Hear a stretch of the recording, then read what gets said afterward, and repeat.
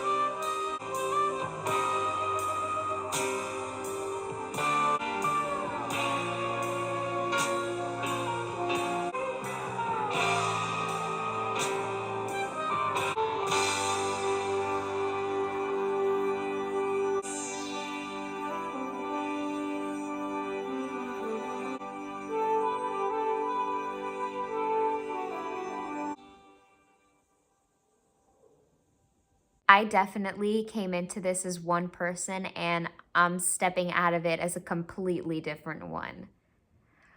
This was just so many feelings. This was a true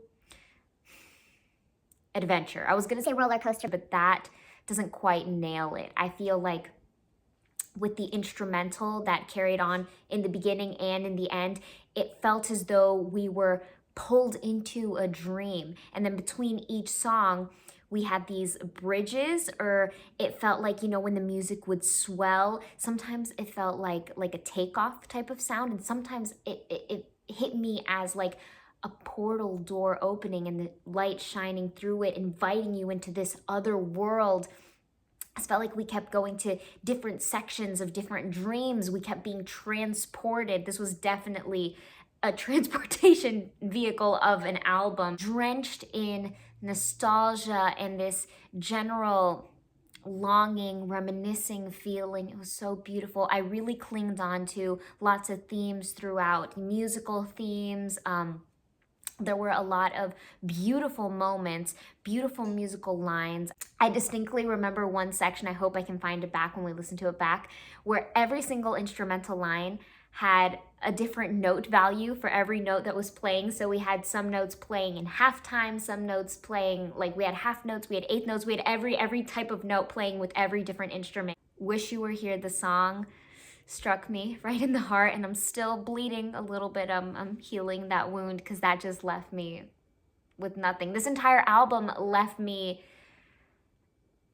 it's ironic to say speechless because, you know, I've just been going on talking for a while, but it left me with so many conflicting emotions. They gave a great spin to a lot of melancholic feelings, and that beautiful, painful feeling of missing someone, of nostalgia, was painted really well. My ultimate takeaway for this album is that it was this beautiful collision of moments of beautiful bluesiness. We had smooth jazz moments, a lot of really exciting experimental nature. The cosmic element was alive and present. I feel like I'm really starting to get a hang of the Pink Floyd voice. It was really interesting to see where they grew from The Dark Side of the Moon. This definitely feels like the next progression. I can hear a lot of influences from that previous album. But all in all, there was an overarching unifying element of rock that just tied all of those different genres together to make this super genre of Pink Floyd experimental progressive rock, and it was Glamorous. so throwing it all the way back to the beginning of the album, we have the start of this dream sequence, which is Shine On You Crazy Diamond parts 1 through 5. They do a great job at setting us off in a very unsettling way with a minor chord to kick us off.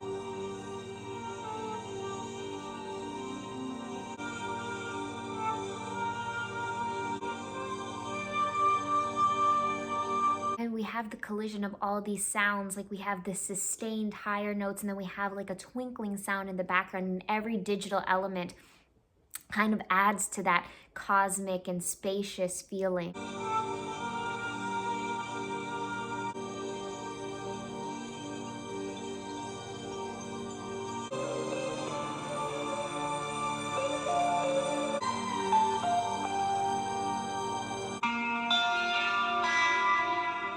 And we continue on to another leg of the journey.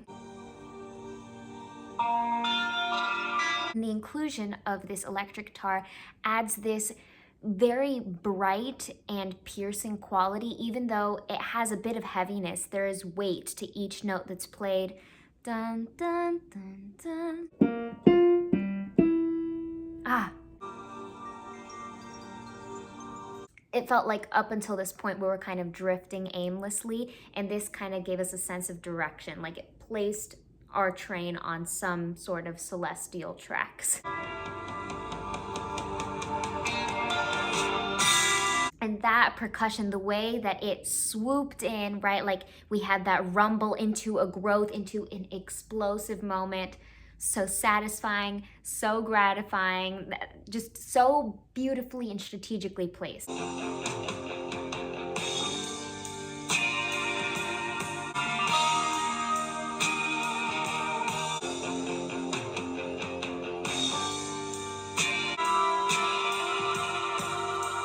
hearing all the overtones, every single instrumental line that has their notes that are held out, the way that they all collide, there's something so electric and so otherworldly that's happening there. With every new note that's being added to the mix, it feels like it's just joining this vat of tones that are just glistening.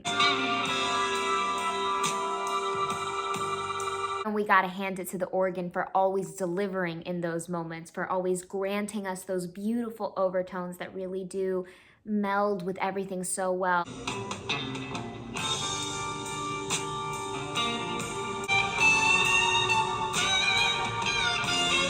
Here is where I really feel that we can start feeling like we're sinking into the dream, like we are fully leaving our body at this point.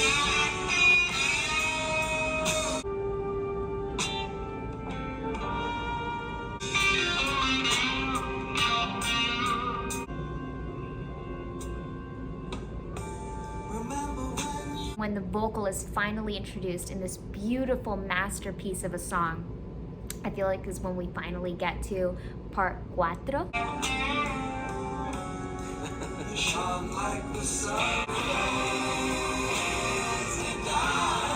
The background vocals and that harmony is executed so beautifully because it's very gently placed. Like the lead vocal is very prominent, such a beautiful husky tone. You can hear a lot of airiness, and yet it still feels very solid, a very beautiful rock and roll vocal.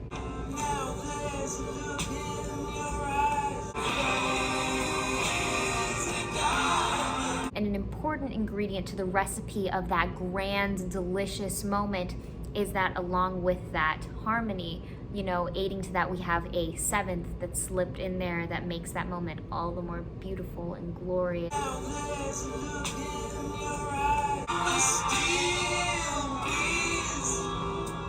We have a pickup here that's followed by a sequence of really interesting chords.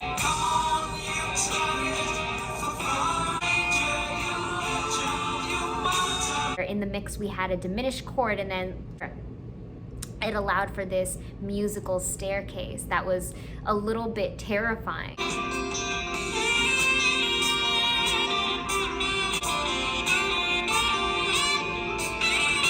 The incorporation of the saxophone in this part was so beautiful and elegant, but it was a little bit more on the exciting side, because a lot of times when I hear a saxophone, I feel like it either goes one of three ways. It's like this, where it's fun and exciting and it's this very playful element, or it feels grand, it feels almost like a royal entrance, or it can feel very smooth and jazzy. And I feel like in this one, it's playful, it adds to the joy of the song. The message of this song is actually very positive and beautiful, although there are hints of, you know, somber nostalgia, but I think it's very hopeful and amazing, because there is a little part of all of us that is like a diamond, that allows the sun to shine through us, and we can shine like a brilliant light the same way a diamond reflects light.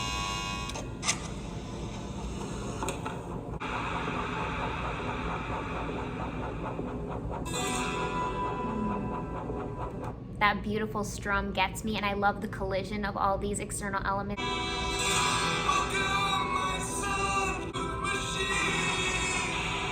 It's really interesting to hear this and to kind of sit on the idea that this might be the sound that's channeled or pulled from when we hear where rock has gone from the point where this was released to where we are now, somewhere in between. Like when we had bands like Evanescence or Linkin Park, they could have pulled inspiration from here, right? There's a little hint of that in the sound. And that switch up in the rhythm, or the time signature right there, kind of added to that little bit of juiciness. Like there was a little sense of like this urgency or this pull forward, and we can really hear that with the switch up of the rhythm there.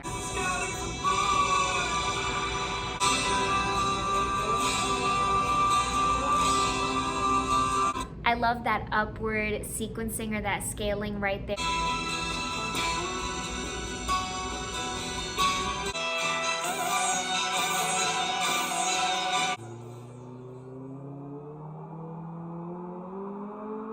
There, that that feels like that blast off type of sound again, where we're being transported to yet the next song, which is again perfectly placed right at the tail end of one song leading into the next. And this is not just the end of one song, this is the end of side one, and we're going off into side two now. Song number one, Have a Cigar.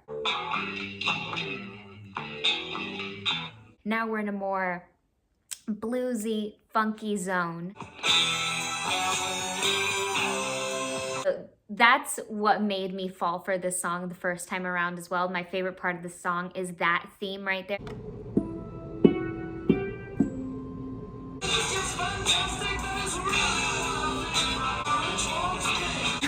That line, the first time around, it was funny to me. Oh, by the way, which one's pink? This makes me think that this is really self-reflective for themselves, or don't kill me for using this word. Are they supposed to be being like meta, like referencing themselves? Which one's pink? Chills. First time, chills this time, chills every time from here on out.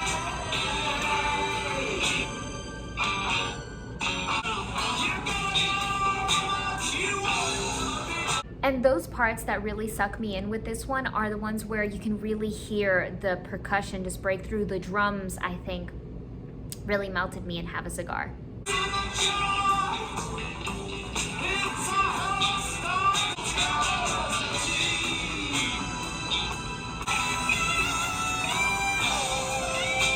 So many amazing elements with this one. I think we can also thank the piano for setting that bluesy tone, because this one was really amazing because of the grooviness throughout. And then we cannot go without acknowledging the presence of the electric guitars on this one. Now I'm facing a bit of reluctancy to head into the next one. Wish You Were Here. I just wish that I didn't relate to a song title like that the way I do now.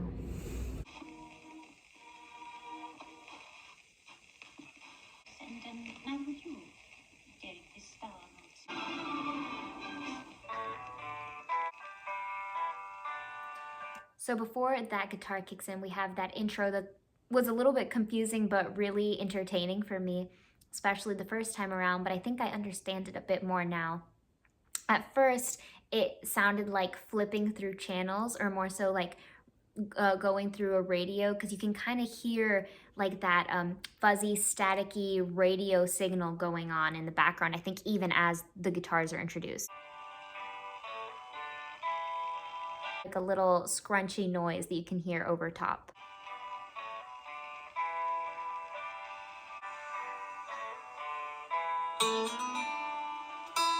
And then it wasn't until these guitars that were way more present, not only did they sound louder, but it was almost like when you're looking at planets and you can see which ones are closer because some are just so huge. That's what this felt like. This felt like this sound was so much bigger and clearer and like right next to us in our face. And I feel like that almost revealed the purpose that the previous or the background guitars serve. It almost feels like it's it has an older sound to it, right? That's why it has that filter, that old radio type of sounding, because it's meant to feel older. And so now this is like retelling a story from memory is what it feels like to me. How we don't always remember things the way that they were, which is why these guitar lines are going to be very similar, but there is going to be a difference because we remember things a certain way, not exactly as they were.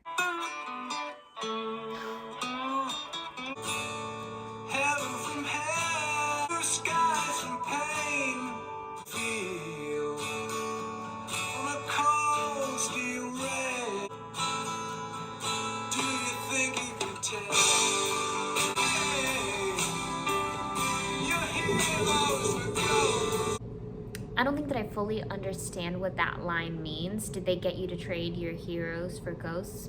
But I guess I can have my own relationship with that line because, well, my father was actually a real hero.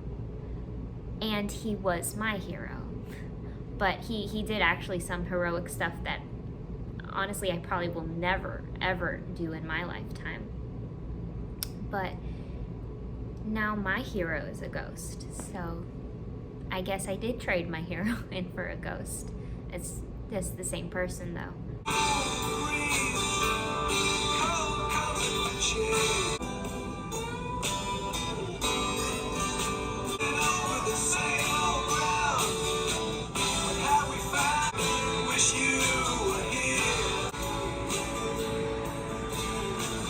This was just such a beautiful and cathartic experience to listen to this amazing work of art. I am so happy that you guys were here to do it with me and have listened with me. Thank you so much for spending this time together. I really appreciate each and every single one of you. I'm sorry I got emotional, but it feels very positive, even though there's a lot of longing and that there are some broken feelings in the mix. There's also a lot of light that shines through the cracks, so that's really cool to be able to do that with beautiful art and these amazing geniuses. That's why they're here, right? They move us. They're more than musicians. They are creators, right? They created this device that has helped so many, and I'm so lucky now that I get to add this to my list of songs. And it's like it becomes a place, right? It becomes like this big safety pillow or safety blanket when you really find music that you love. It could be any form of art. It could be a movie. It could be a painting. And I feel like with this type of music, they are like artists, like painters, and every instrument is a different brush, and every beautiful chord is a new color that they're inventing. Depending on whatever day it is that you watch this, I hope that you're having a great week or a great weekend. And depending on whatever time this gets to you, I hope that you are having a great day, that you've had a great day, or that you're about to have the best day ever. I'll let Shine On You Crazy Diamond parts 6 through 9 play on to the end.